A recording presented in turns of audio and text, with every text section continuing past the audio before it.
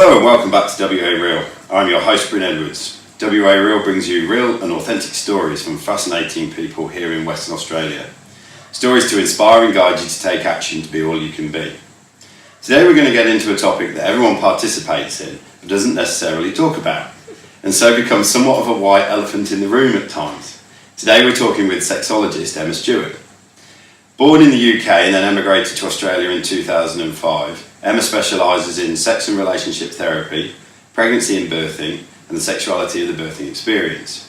She has a master's in sexology with a professional background in consultancy and education, and provides programs, therapy and workshops within a diverse range of clinical and professional settings. And she currently works within her private practice here in Rollestone, WA. Emma, welcome to the show. Thank you. So, you like me, born in England, Yes. and then came to Western Australia. What was the pull to come to Western Australia? Okay, this is probably an interesting story. Yeah. I never Was it boys? wasn't boys. Right. It was girls. It's my sister. So I had never been to WA, knew nothing about WA, and my twin sister wanted to move over here because she'd already lived on the East Coast and wanted to move across, but well, you know, the point system in the UK, Yeah. you have to get a certain amount of points to get into the country, and she didn't have enough points, so I did, and she said, go over, I'll come and join you.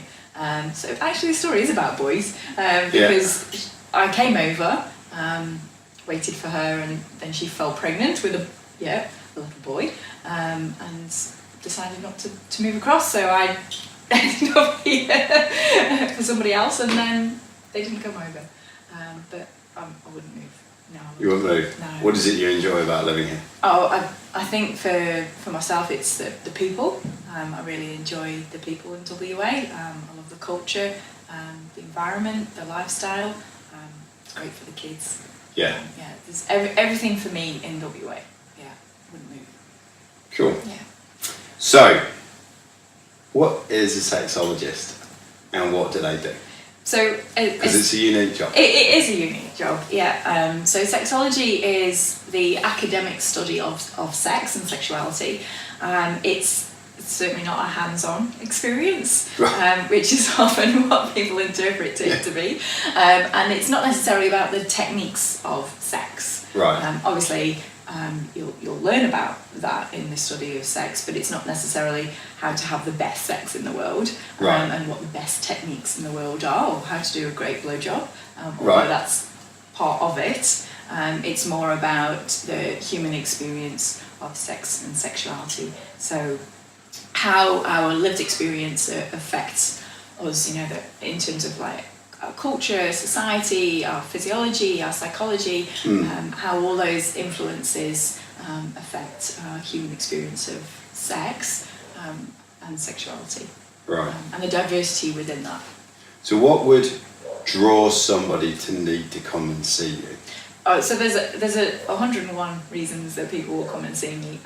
So there's you know, the basic couple therapy. So not basic as in simple, but as in that people come because there's a problem in their relationship, and it's usually one that is centering around sex and desire or arousal within the relationship. So a lot of people will come for relationship therapy to address an issue regarding that aspect of their relationship. Right. And so that could be addressed through communication skills, psychoeducation, finding out more about sex and sexuality and aging and the diversity of sex and sexuality. Or it could be that we've got differing desires. One of us fancies it, one of us doesn't. Right. And how do we work our way through that? Right. So do you find in those situations that issues in the bedroom are almost like a symptom of things that are going on in the relationship? Absolutely. I mean, there's lots of reasons. And then they become... Yeah, there's lots of reasons why spiral. there could be issues in the bedroom, you know, from physical reasons to psychological distress, but also if there is relationship distress, if there is issues within how they communicate, how enmeshed they are within the relationship, how distant they are, in the relationship, then that does affect intimacy and desire and arousal as well. So it's quite a complex subject, sexology. It's not straightforward. There's no one answer fits all. It's definitely a delicate exploration of that human being, their human experience, what they actually going through, and how they interrelate with their partner and their world can affect how they have sex, how often they have sex, how they feel about sex. Must be quite a brave step for a couple, and I'm going to ask you about other reasons why people absolutely. But it must be quite a brave step for couples to present themselves to. Yeah, and it really is. Like sometimes clients will make an initial inquiry even 2 years before they actually come and see me. Yeah. Because it's a process for them to actually arrive at my doorstep, and I understand that. And you can see very clearly when people do arrive, they're very nervous about coming to see somebody like myself. You know, they may not have been to see a professional regarding this. They may not have spoken to anybody, including their family, friends, their GP. They may not have spoken to them about a sexual issue.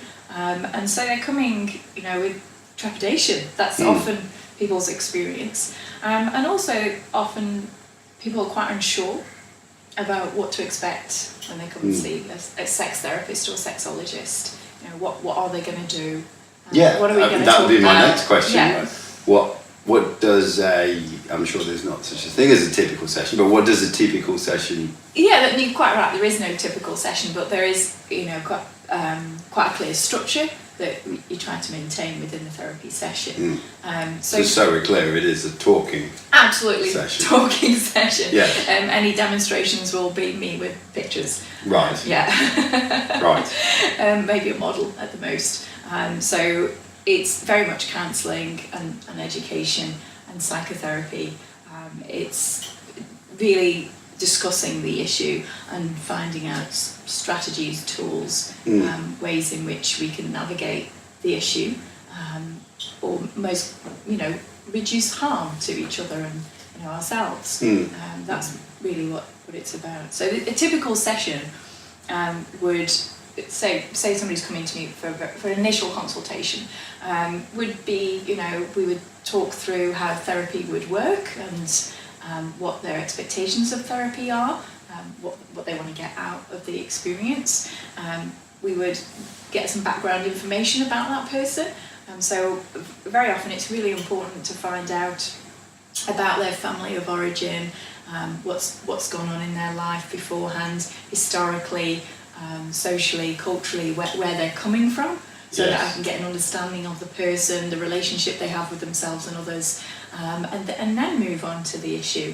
So the issue itself may not be touched on for some time until we become comfortable, because of course I talk about sex every day, all day, yes, but not everybody does. So everybody has to get quite comfortable in a session. And then we would look at treatment options. And really with sexology, the idea is that the client decides what options they would like to go down, what route they'd like to go down, and you're there to facilitate that and give them as much information as possible, but not to determine the outcome of their treatment. Yes. For them to be able to take a very clear role in that. It sounds almost, listening to you, that like couples or others would be presenting themselves almost from, I wouldn't use the word pathology, or something wrong basis. Very often people, they do. They come as if there is something wrong. Right. And so if I'm understanding your question correctly, they pathologise often something that's very normal. Right. So they're seeing it as being something wrong, as opposed to it's just a sticking point that they need, to get over, or? Yeah, absolutely, or to normalise. Or normalise. So, for example, a lot of my experiences with couples is that certain things are happening within their sex life that they pathologise, that they make wrong. Right. And they've either done that through cultural programming, stereotypes around gender or sex or sexuality or what we're supposed to be like. Yeah. And so they have a lot of guilt and shame and even disgust about how their body is responding, without knowing that actually it's quite normal at this age or this part of your life stage, or in terms of the experiences you're having at the moment. That penises don't always work if we're psychologically distressed. Right. Men are not automatons or robots. They're sexual beings, human beings. Yeah. And so very often, a lot of what I do is about normalising. Right. Letting people know what's normal. So is there almost like a framework of normal or good that you work against? I would say so. Absolutely. And can you give us a rough sort of so for example, insight into so for example, men and women will often come with regards to like sexual function. So a man may come because he feels that he's a premature ejaculator. I'm coming too quick, and so he sits on my couch and starts to tell me about this, and then we investigate a little further, and what he's describing is actually perfectly normal. If he's got a new sexual partner, he's like, oh, I've got a new sexual partner, I come really quickly the first time we have sex. I'm going, it's pretty normal. That doesn't... Because you're in that height of a relationship and you're super aroused. It's super aroused, or just that you're not comfortable yet, a bit anxious, want to perform, a bit of pressure on you. Perfectly normal. That may happen the first few times. That's okay. Yeah. Very often I'm fighting against that. That's a very good way of describing it. There's a normal framework or expectation, which is usually very unrealistic and based on myths created within our culture and society. So is there almost like a sexual journey someone would go through in a relationship? I mean, to me, the start of it, there's the archetypal, you're at it like rabbits, so to speak, Yes. and then it sort of chills off a bit. I mean, can you give us an insight into that over, first couple of years, 5, 10, 20, 30, 40? Well, we could try and put it into time frames, but to be honest, human beings are so individual and unique that we don't often always fit into time frames, and that's another thing that's quite important to let people know, that we don't all fit into these boxes. But there is definite stages within relationships that have been researched into, the initial honeymoon or limerence stage of a relationship, at it like rabbits, and feeling all those feelings, the butterflies and all of that, and that usually occurs within relationships, but that can often be quite short-lived for some people, 6 to 8 weeks for some people can stretch that out to a couple of years, some feel that they can do that for a lifetime. So there are definite stages to relationships. Whether we fit into time spans or specific ways for that to roll out is probably another question. Yes. And some people can move in and out of limerence, return back to it, and it's a normal biological part of a relationship to have those different emotions. Very endorphin based to begin with, and then moving to your oxytocins and your pair bonding a bit more settled. Nature's way of tricking us into having babies, or at least remaining with a partner for some time. Yeah, and that's the stage that comes after the limerence. After limerence. Yes. Yeah, so there are life stages to relationships. We don't always follow those. Yes. Or do it in a linear fashion, but it's something that can be looked into and researched, and it's really important for people to know about. It doesn't mean that I'm not meant to be with him if I don't get butterflies after a couple of years. Butterflies could just be a hormonal response. Yeah. Super. So, how did you get into this? What drew Emma to become a sexologist? Yeah, it was quite an interesting journey, to be honest. I certainly didn't grow up as a small child going, I'd love to be a sex therapist. Yes. That seems like my ideal kind of job. I actually worked in education initially. I was a secondary school teacher, and I did that for some time, and I became interested in counselling. I started working with children that were very bright, but were definitely bucking the system and not doing as well as maybe they would have liked to have done. So I started working and coaching children, and I became more and more interested in counselling and hypnotherapy and psychotherapy, and I thought, I'm quite interested in this, and moved into that and did further qualifications while I was in the UK. And then when I came to having my own children,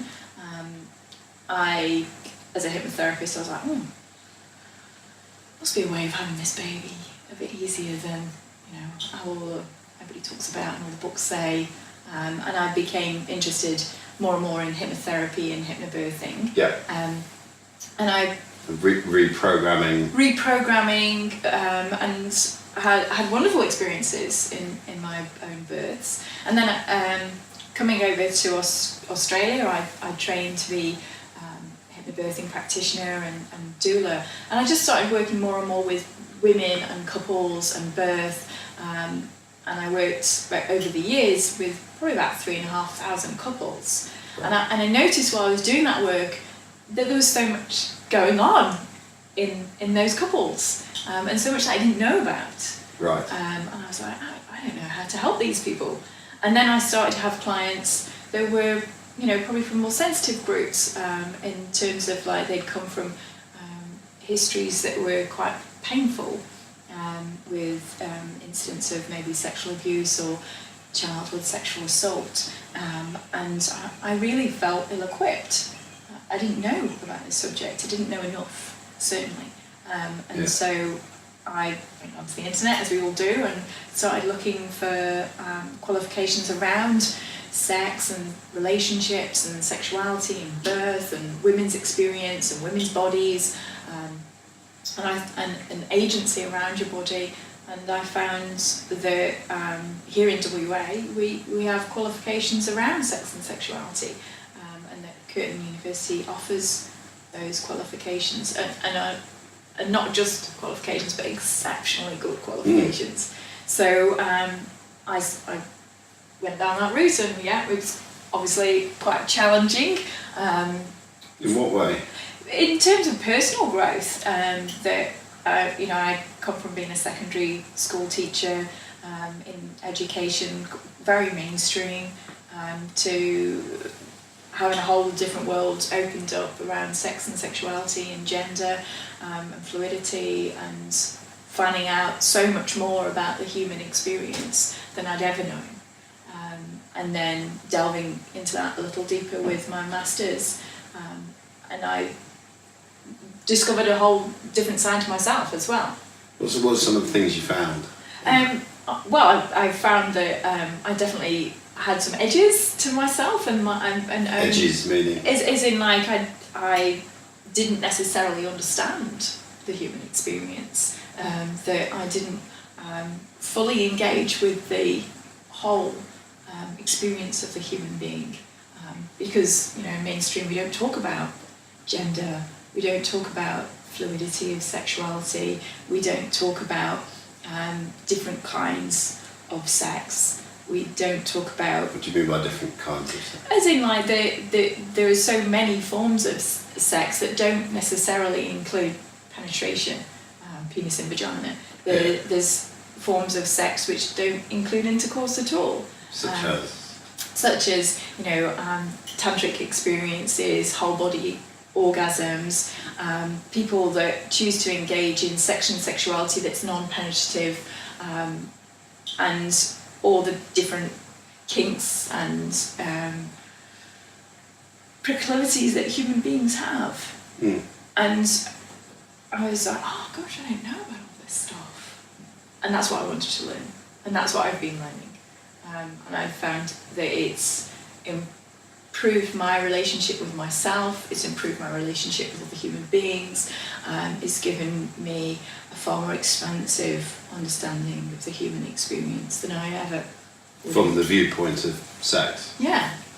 It completely transformed who I am and what I believe in. It's interesting you say that, because one of the reasons why I wanted to do this interview was because, as I said at the start, sex is such a white elephant that sits in the room.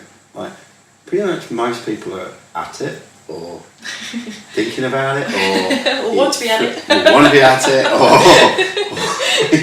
you know, I might be coming across as a bit of a boy, but yeah, it's present. Yet we do not talk about it. We don't talk about it, and I Why think is that? I think it's because, coming from, you know, very mainstream environment myself, we just don't have the tools. So as a secondary school teacher, I definitely got to do the sex education with my classes, and I just remember my absolute horror of, you know, putting that condom on that banana in front of a very large group of 16-year-olds and going, oh, what am I doing here? I have no idea. And it was so biological, and so it was all about STIs, mechanical, it was about reproduction. We did a little about relationships, you know. There's a lot to strike fear into the heart of kids. Oh, STIs, pregnancy, don't get her pregnant, make sure you put the condom on right. And all of those things are useful. Yeah. But now, coming from a perspective of sexology, there's so much more to sex and sexuality, and I find now that there's so much more we can talk about in terms of consent, enthusiastic consent, in terms of boundaries, communication, relationship issues, and what you want your relationship to look like, agency, bodily autonomy or bodily integrity.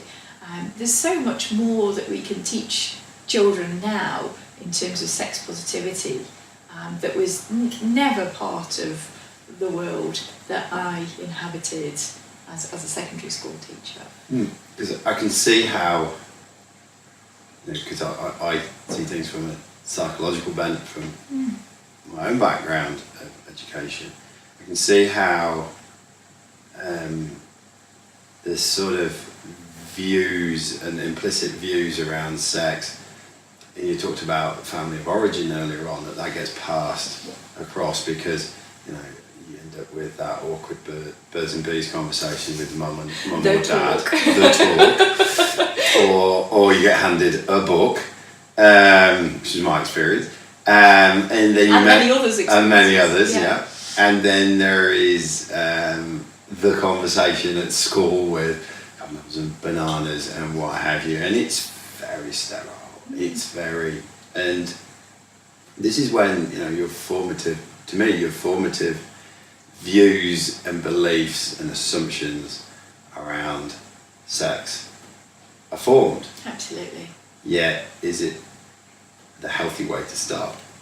And that's very often why we have to investigate family origin, and what sex education went on within the household and the family. How open were people around talking around sex and gender and physiology, anatomy, because that's very often what I experience when I talk to clients, is that they haven't had a good start. Our formative years are incredibly important, you know. Freud really wasn't an idiot. Yes. There's so much that goes on in those very early stages with regards to our attachment, and our learning and our experience of our body and ourself and others, that influences our sexual experience later on in life. That our sexual templates really are organised, and our blueprints laid down within those first 7 to 8 years. They're incredibly important. So clients are often surprised for me to go back to those times. What was this got to do with, you know, whether my penis is erect or not? And it's actually incredibly important. It's everything. It is everything. Yeah. And, you know, those very early years where our attachment is formed influences our relationships with ourselves and others. I'm fascinated by it, and I think I'll probably continue to be, because it's affirmed again and again through my explorations with my clients of how much it influences our perceptions of ourself, our body, our relationships with others, how sex is supposed to be, how we even talk about it. You know, so if sex isn't talked about within the household, then it becomes, you know, a taboo subject, which is both a draw, something exciting and naughty, but also something that can be suppressive and shameful and guilt-ridden. And all of those emotional responses influence our body and how it responds. So for a parent listening to this, what would make a healthy, constructive environment? I think sex is something that's really important to think about when we're bringing up our children. And I don't necessarily mean that we need to tell them everything all in one go. The talk is not helpful. If it's going to be the only thing, then it will have to do. But I think what's a much more constructive, powerful way of teaching children about sex and gender and sexuality is drip feeding. Giving them a little bit of information openly, comfortably, easily, only as much as they need. You'll soon know when the eyes glaze over that that's probably a little too much. Yes. Just to let them know that it's something that's okay to talk about, that we can talk about menstruation openly, that we can talk about erections openly. It's a physical response, it doesn't mean anything has to be done. That we talk about sex positivity and children's sexuality, that they will have feelings. That doesn't necessarily mean that they need to engage with anybody else with those feelings, but we can normalise those feelings and give children much safer parameters. That exploration can be done with themselves, which is far safer than looking elsewhere for explorations when they're not maybe ready for that time. So I think it's really important for us to slowly drip feed information and accurate information to our children, without shame or guilt, to be informed. And there's a lot out there. Is there anywhere in particular where a parent could go, there's a lot of etc.? websites like around sex positivity. So I don't necessarily need to give a specific one because I think it's important for people to find the right one for them. Yes. But in terms of website searches, to look at sex positivity and raising children, there's an awful lot out there with regards to that now. And there's plenty of books as well and resources around sex positivity and more positive ways of engaging with sex education. And I think in some ways we're getting there as a culture and community. There are some fabulous people in WA who do some great work on protective behaviours around children and teaching children about bodily integrity, and it's okay not to say no to hugging Auntie Flo if you don't want to. It's your body.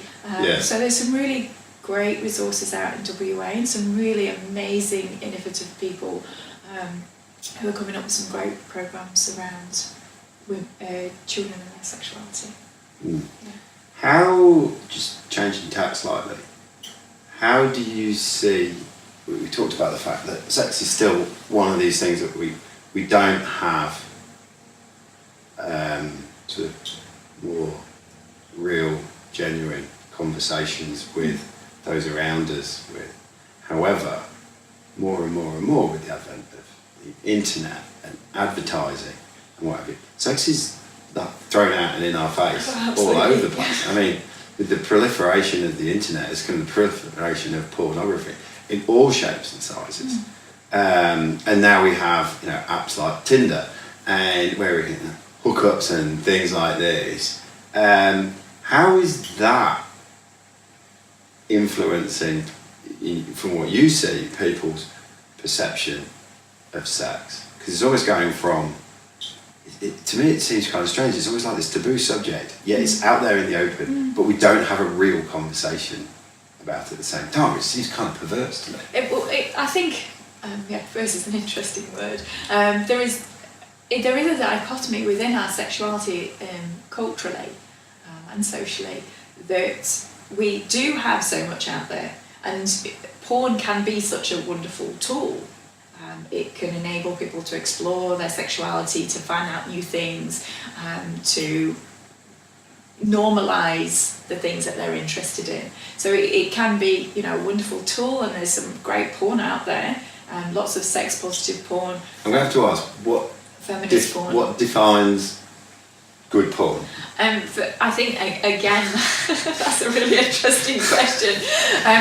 But I suppose from perspective of a sex therapist, somebody like myself, good porn is something where consent is really important. So very often you'll see very clear consent in some pornography where there's negotiations before the event about what we're going to do, what sort of games we're going to play, what's okay, what's not okay, what do I like, what don't I like. So there can be some really good models of healthy sexuality in some porn where you can see clear negotiations, where you can see clear consent, where at the end of the shoot, the porn scene, that people are very obviously comfortable with what's occurred and happy. So that could be a really good model for people to see.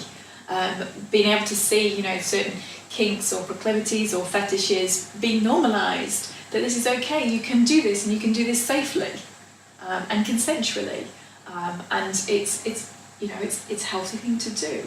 So there is good porn, right? Where it has a structure and there is clear guidance, where people can say, oh yeah, that's a great way of doing that. That's great. Look, they're all enthusiastic and they're consenting and they're negotiating, and there's no shame. This is a good positive thing to do. Bad porn, I don't like the word good or bad, any dichotomy. Productive, less productive. Yes, but in terms of how it's influencing our culture, pornography is affecting our culture.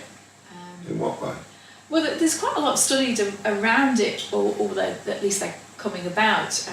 There's this whole areas of study like cyber psychology now, where people are studying the impact of social media and other media outlets and forums, and how that's influencing the way we think.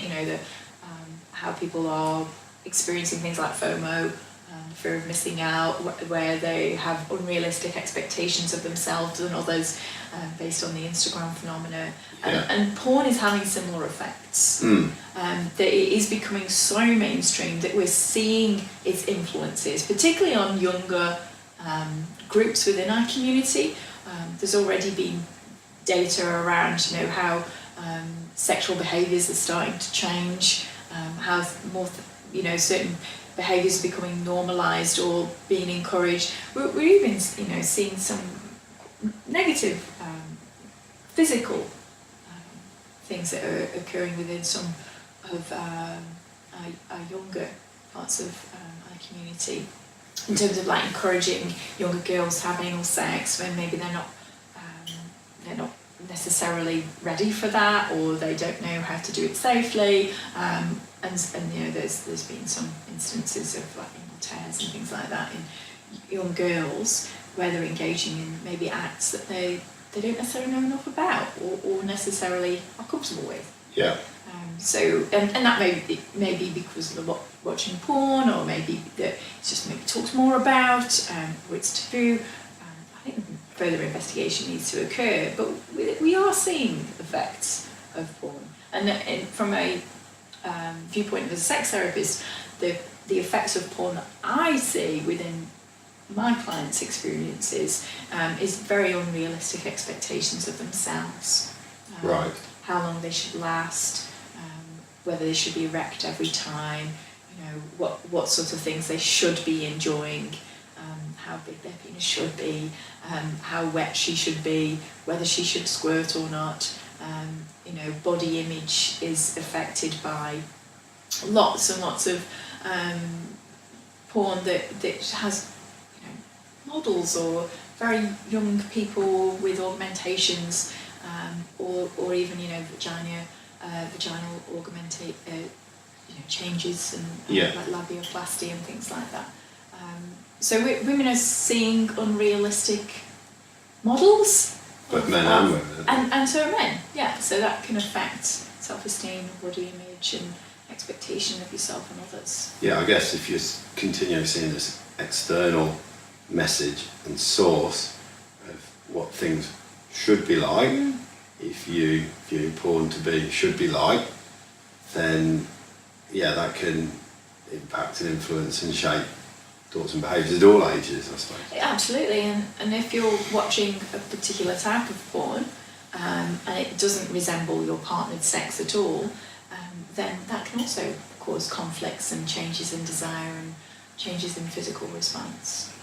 So I think porn is an enormous area of investigation that is still very hotly debated within sexology.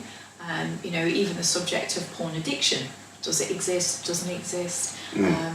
Is there such a thing as porn addiction, or are we just pathologising something that can be healthy? Is this just a stress relief for some people, or is this an actual addiction? We still have a lot of questions in sexology, and I suppose that's what's so exciting about it. Yeah, I suppose porn addiction is interesting. If you see a film like Damage or something like that, where the guy can no longer connect in a relationship, he's stuck with his computer or with a prostitute. Yeah, and I mean, that is somebody's lived experience. I definitely hear those stories where people are finding that they're disconnecting from their partners or from women. They find it difficult to engage. They are spending a lot more time in front of the computer. But I also hear stories where they're able to do that in a perfectly healthy way, and it relieves stress and gives them, ideas and thoughts and fantasies that are healthy and positive. So I think it's something, again, we shouldn't generalise about. Yes. It's important to look at the individual experience and how they respond to stimulus. That we're far too unique and individual for a generalisation to be made. Yeah, I suppose it's interesting to look at it from an individual point of view and ask yourself, certainly if you're a listener here, what is there shame in this? Are you investigating? Are you not? Have you been sitting in front of the computer a bit too much? Should you turn back to your partner?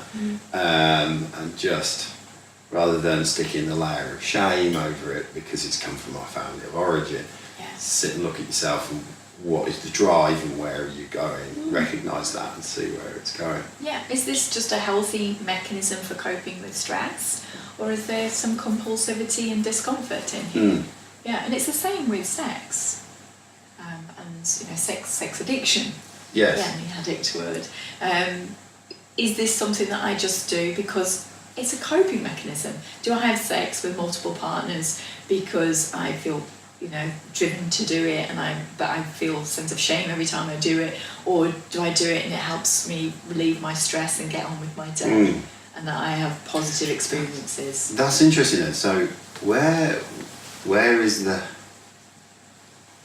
I'm going to say boundary, but where's the difference lie between sitting in front of the computer and masturbating or being compelled to have sex with lots of people, against sex as an intimate act between two people? That all of a sudden, just sitting and listening to you here, it's like, now we've got a range of uses for sex. Yeah, and that's really healthy.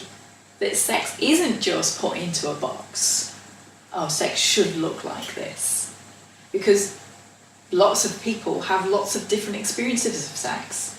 And if we put things into boxes, where do they go in those boxes? There's so many different expressions of sex and sexuality and gender. That how is it possible that we can put people into these boxes? Does sex need to be an intimate experience with two people, or can it be a casual experience with four? Is there anything negative about that? Well, if everybody's consenting, enthusiastic, and happy about the experience, of course it's a positive experience. So it's starting to break down those small boxes and looking at the human being and their experience and their lived experience, and how they feel about it, and how their partner or partners feel about it, which seems, is it just for fun? Is it okay that it's just for fun and pleasure? Of course. Is it okay if it's for procreation? Of course. Yeah, functional versus recreational. Is it okay that we, salve an argument? Sorry? Salve an argument with sex. Yeah. Yes, it is. Make-up sex.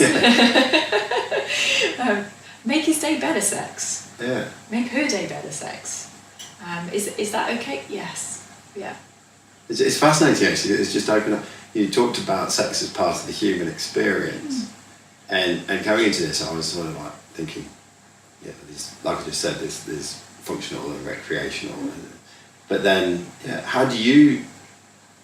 So for somebody who spent time looking at that, do you see sex as part of the whole human experience? Absolutely, and that doesn't necessarily mean penetrative intercourse with another person. Sex can be with yourself, can be an expression of self, and doesn't have to have anything to do with penetration. There's so many different forms of sex. Somebody might choose to have sex while wearing their high heels and never touch their clitoris. There's so many different forms of sex and sexuality. And some people choose to express their sex and sexuality without desire and arousal. There's a different form. Some people are asexual. We have so many different expressions of self, and it's really important to know all about them and to see them as all valid and important, and that they are a lived experience of an individual. They don't have to be in that frame. Do you research and interview or investigate further any philosophies from like Eastern and Oriental type countries with chi and energy flow and stuff like that? I've certainly have read about it. I think it's important to read about all different cultural experiences of sex and sexuality and to have some understanding of those. You mentioned the different types of sex, and you mentioned tantric earlier on. Certainly I've read stuff about chi and energy transfer. I wondered if... It's not necessarily something that I might do within therapy, but it would be an avenue that I would encourage people to investigate if it's something that interests them. I think there's so many different forms of interest that it would be foolish to negate any. And so I think each culture brings its own norms around sex and sexuality, and they all play a part within different individuals' lives. So I think, yes, absolutely, it's something that people could explore and can be very beneficial for some people and not for others. Yeah. So it's known that there should be an investigation of one's sexuality, and that there's so many avenues that we can go down, and that it's part of my job as a sex therapist to enable options. This is something you can try. Well, this is, there's this workshop here, or this lady does this, or this guy does this.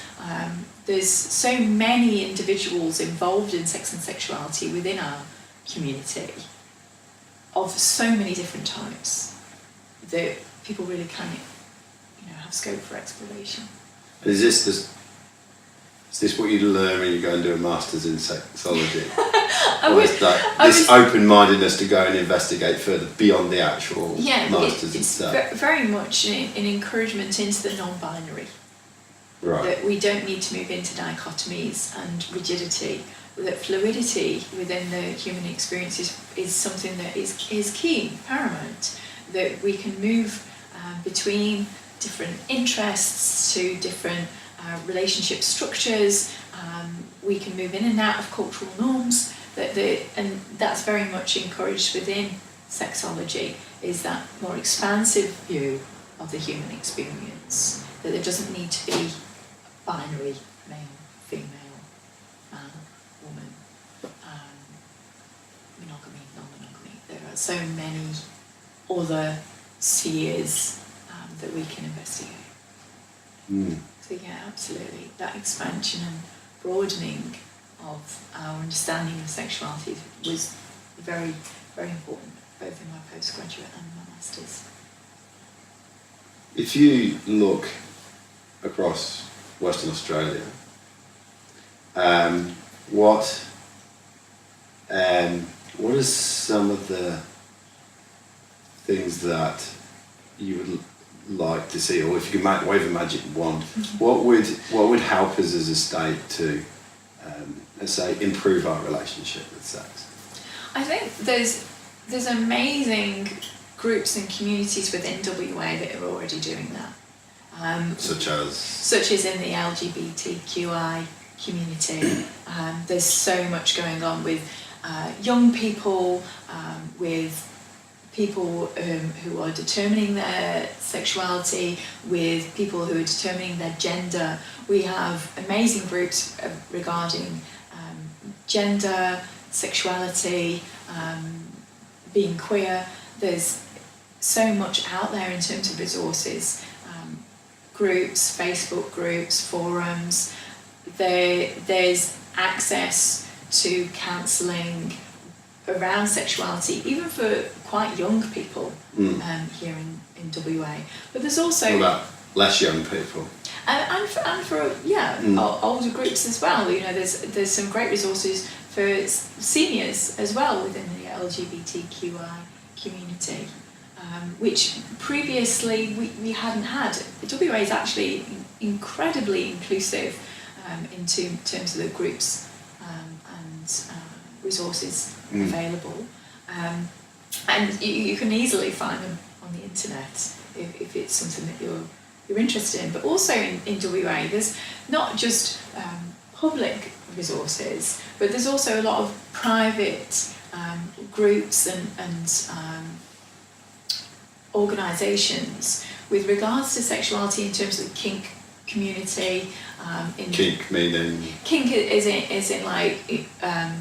that's a whole big topic as well. So in terms of people who have particular proclivities or interests, whether it's in bondage or BDSM, or whether they want to incorporate some tantra with some BDSM, there's incredible groups that are open within the community in WA, whether you want to learn to do some shibari, some rope work, and help your partner. To help your partner, you want to do that beautifully. There's groups in WA that you can investigate that with safely and well, and there's groups where you can investigate, non-monogamous relationships. There's meet-up groups for people who are in polyamorous or open relationships, or non-monogamous or monogamish relationships. There's so much out there.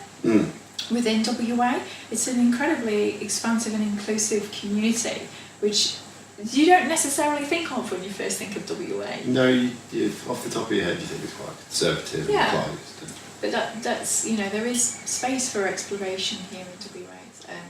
I do, as I said at the beginning of our interview, I love the people of WA because they are so interesting in terms of how open they can be. Yes.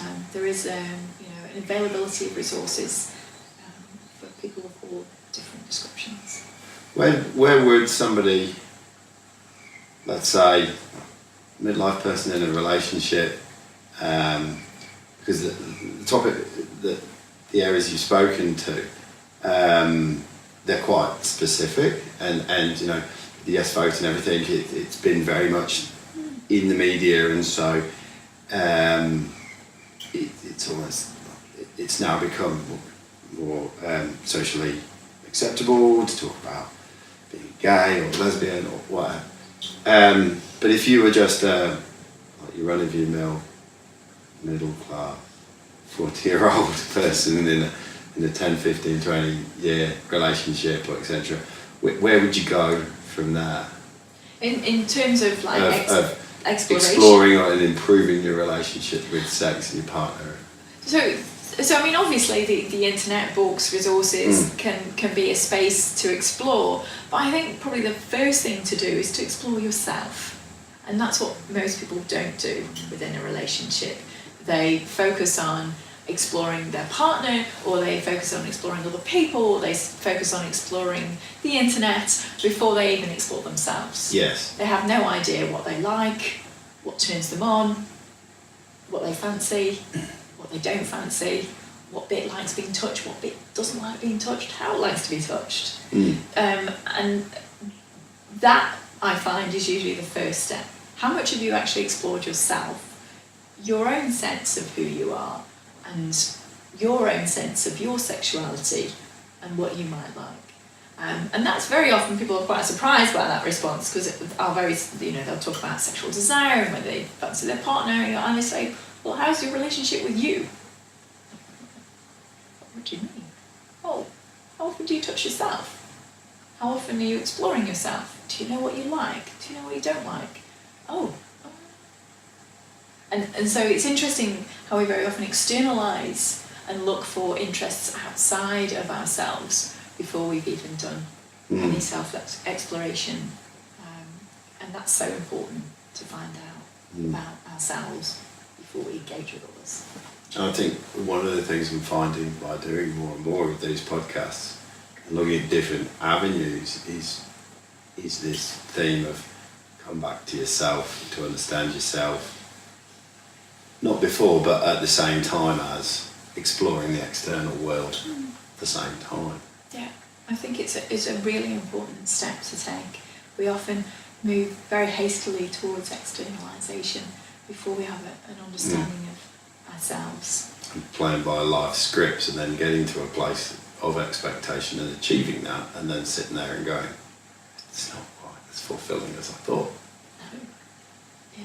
So I think I'm glad that people are coming to that with your podcasts, because I think it's something we want to encourage from a very early age, for children to explore themselves first. Who are they?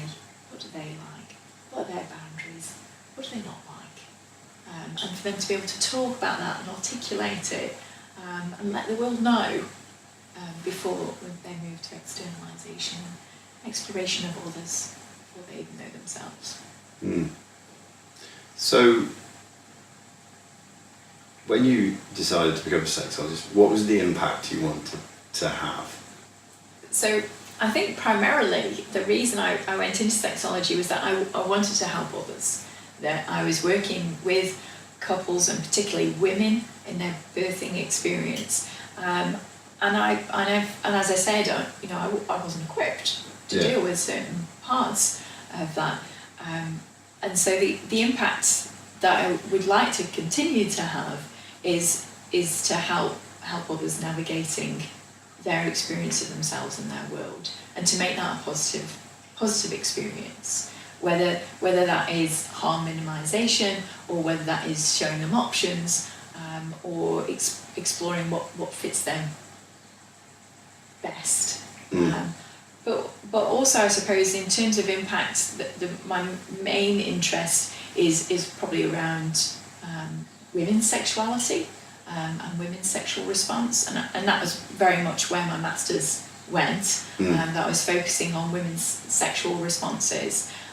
That was your thesis? That was my thesis, yeah. So my thesis was on female ejaculation and women's experience of that. And again, a real focus of my interest is the lived experience of human beings, not what people say we should be, or what the books tell us we should do, or what society says we should be doing, or how it should be and how it should feel, but what do actual human beings experience. And I suppose my impact is that I want to listen to real stories from human beings, find out what their story is, not what my story is, or the story that I want to impute upon them, but what is their story. And so my impact is less about myself, although it is an exploration of myself at the same time, but more about enabling others to find out more about themselves, and for me to learn as well at the same time about the human condition and the sexuality of us as a human species, and then from that to let other people know. Yes. As much as I am able to. That's such an interesting story. That's such a good, piece of information you've handed me there. Can I let other people know that? Can I pass on that information? Can I expand on that? Can we start to demolish those myths, those unrealistic expectations? Can I normalise for people what their experience may be like rather than what they think it should be like? You know, so, for example, female ejaculation, very often partners of women who can ejaculate assume that it's an orgasmic experience that's pleasurable. And so as soon as it happens, he or she sees it and goes, oh, she's come, it's great, amazing, and they stop playing. Because, you know, that's the orgasmic response. But that's not necessarily what women are telling me in their stories. They're telling me that, you know, sometimes you just press the right place and it squirts out and that's what happens, but it doesn't feel great. In fact, it just feels like I want to wee. I'm not having an orgasm. And then everybody just stops playing. Right, so there's the difference between ejaculation and orgasm. Yeah, and so that wouldn't be garnered if I hadn't spent listening and exploring with women what their actual story is rather than what we assume it to be. Probably ties into something you mentioned quite early on this about the whole body orgasm. Exactly. We have so many different experiences. We can have so many different orgasms. We can have so many bodily sensations. We can orgasm or not orgasm. But does that mean we don't have any pleasure or experience? No, there's lots of in-betweens. I think it's really important to investigate those in-betweens and to normalise them. So the thing that's coming out to me about it is almost like a celebration of being in this physical body and all the great stuff it can do. Yeah, absolutely. I'm not talking about, you know, swimming to a rock nest or doing an Ironman or something like that, which is obvious physical sport exercise.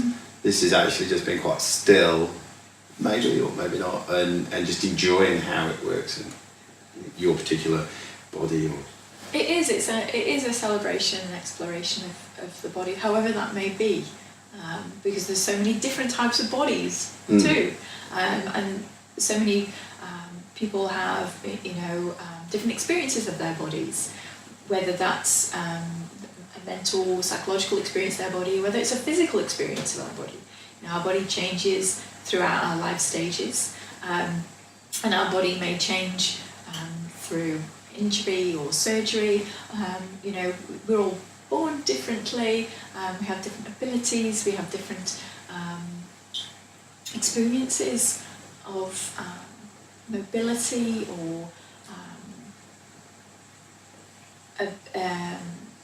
understanding of our gender within our body. There's so much variation that it is definitely a celebration of all of those variations, that we can explore ourselves and our sexuality however we might be, and all of those can be celebrated. And there's a journey for everyone. Yes.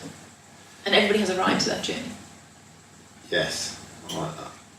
Going back to your impact and what you were saying before, you've obviously turned this into your business now. How's that little journey been in terms of coming out of the masters and setting up a business? I mean, how do you market yourself as a sexologist? Yeah, how do you get clients? So I mean, luckily I had been a therapist for quite some time, so I already had much of that organised, and you know, in terms of the business side of things. But in terms of marketing, yes, that's been an interesting journey, because of course with something like sex and sexuality, when you first come out there as a sex therapist, most people are like, well, what does this mean? You know, what do you do? That's one of the first questions I asked you. Yeah, you know, and very often I'll still get email inquiries like, what sort of therapy is this? You know, will there be touch? You know, do we get naked? Will you be touching me? Will I be touching you? Is it like that Faulty Towers clip? So it's, in terms of marketing, you know, I had to be very clear with regards to what I do. Yes. You know, this is talk therapy. You know, I'm somebody who's coming from an academic background. If you need somebody that way you want to be naked and touch and do touching, then you know, there are people that can help you. That's not me. But that's not me. And I'm not going to shame you for that. And I'll even help you with, where to go and what internet site to look at. But in terms of marketing, I had to be very clear about what I did. That this is talk therapy, it's counselling, psychoeducation, psychotherapy. That we're using sexological techniques. So we'll be talking through exercises, and then you'll do them at home with yourself or your partner or partners. And so once that was clear, and it was very, very easy to find the clients that were going to come to me, and it was easy for them to find me as well. So that was all that needed to be done. Clear parameters. This is what I do, and in terms of my modalities, because I also use hypnotherapy and NLP, there will be clients that will be interested in that, and then they go, oh yeah, I want some hypnotherapy. Oh yeah, this person does it around sex and sexuality. Oh, it's not too many. It's niche. Yeah, people that do that. And I think it's important to include, a variety of modalities for people to access their journey.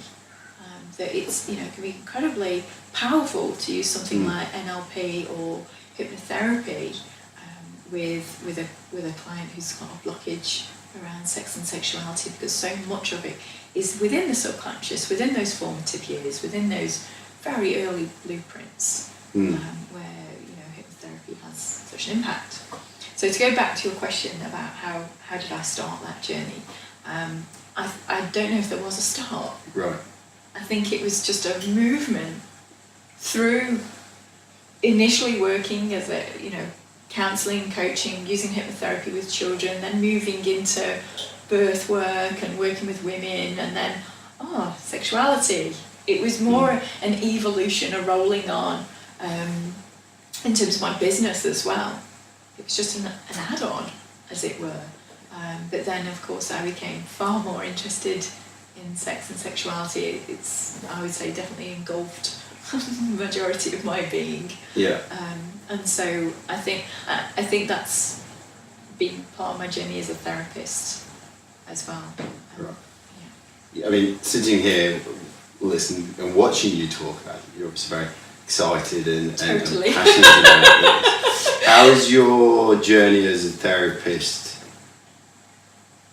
changed in terms of, as you've learned and gone along, what have you learned about yourself and things like that? I've learned so much from people around me. I learn from my clients continuously. I learn from other therapists. So I have very clear communications with quite a large number of other therapists involved in the field, within counselling, within hypnotherapy. I've learned so much from my supervisors. So as somebody who's a clinical hypnotherapist, I have, it's very important that I have supervision. So I have supervision with supervisors that are qualified in hypnotherapy, but I also, probably my most important part of my journey as a therapist is through my supervision with the Society for Australian Sexologists, with SAS. They are, an incredible group of people that have such a clear knowledge and understanding.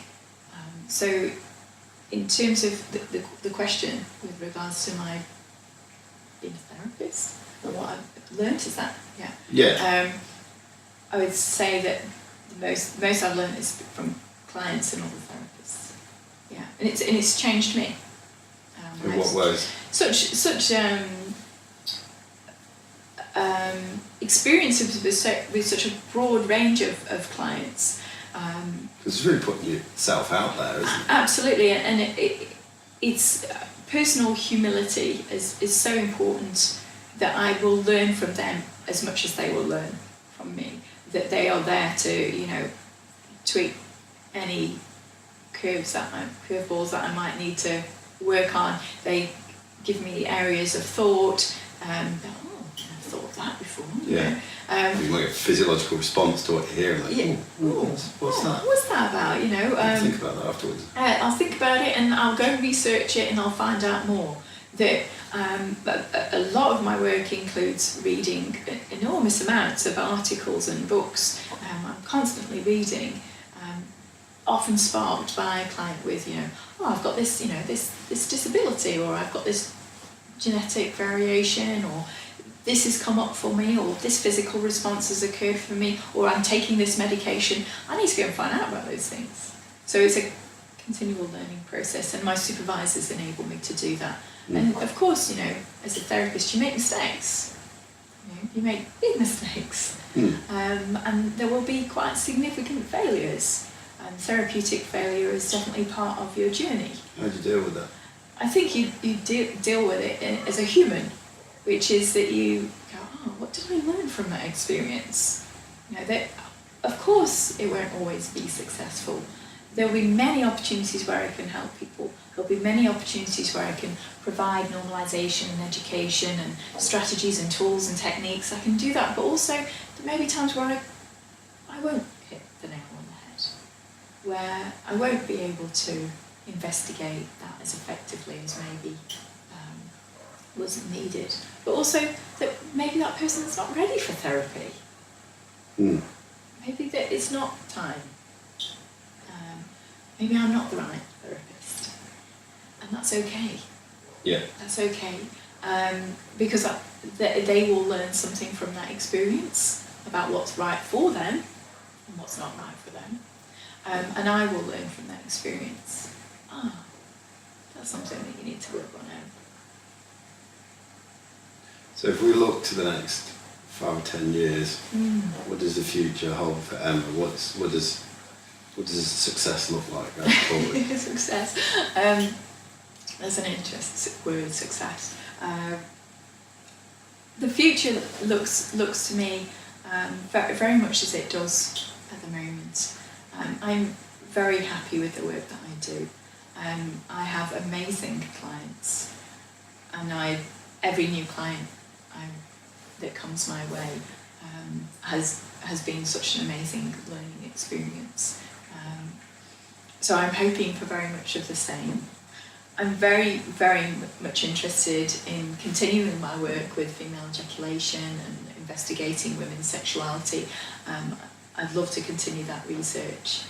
I'm currently working on a book on premature ejaculation for men and their partner or partners, and that's something that I really would like to finish at some point. So I think that would be a good focus. I think men's sexuality is, has been explored very well. I think there's still room for putting all the bits together. And I'm hoping as well to continue my work with the hypnotherapy and help to train others in hypnotherapy as well. So there's a lot that I'm looking forward to. In terms of success, I very much feel I'm in a space where I want to be. So I'm just hoping for that to continue, really. Yeah. Right. Finding out more, learning more.